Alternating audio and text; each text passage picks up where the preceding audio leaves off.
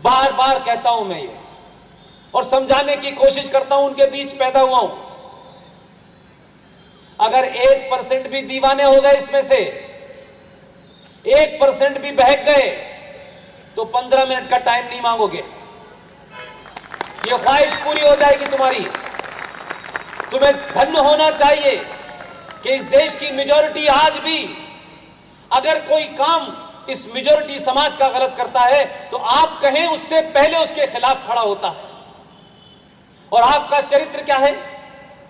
आपका चरित्र यह है कि इस देश में एक राज्य जिसमें 71% हैं आपने सरकारों के दबाव में संविधान बना लिया,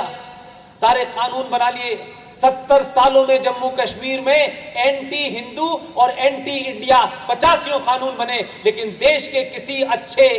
बड़े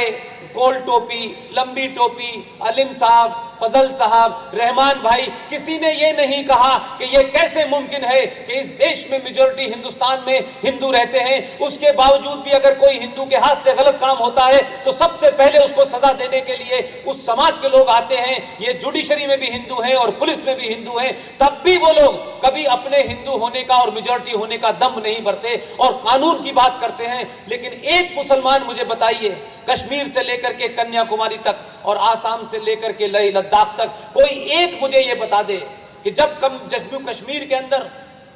सिर्फ उनकी पहचान, उनका रंग और उनका धर्म देख करके गिन गिन के मारा जा रहा था, बल्कि इस तरीके का अनाउंसमेंट होता था, टीकालाल टपरू को कल सजा दी जाएगी, या तो वो छोड़ दें या मरने के लिए तैयार हो जाएं। तो टीकालाल टपरू को जब जम्मू कश्मीर मारा, क्योंकि उसी दरमियान में मैंने जर्नलिज्म अपना शुरू किया था, तो ये सब चीजें, घटनाएं मेरी आंखों से देखी हुई हैं। मुझे किसी किताब और अखबार की जरूरत नहीं है, मुझे कोई टेलीविजन देख के राय नहीं बनानी है।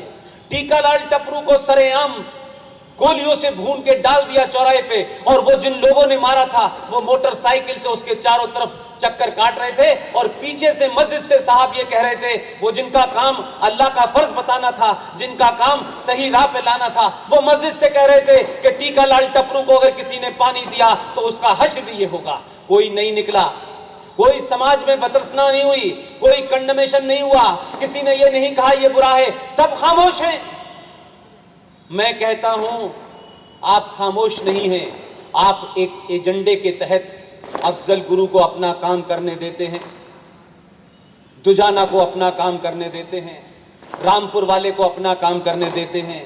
फिल्म में जो ढोलक बजा रहा है वो भी अपना काम कर रहा है, जो गा रहा है वो भी अपना काम कर रहा है, जो लिख रहा है, ये सब मिले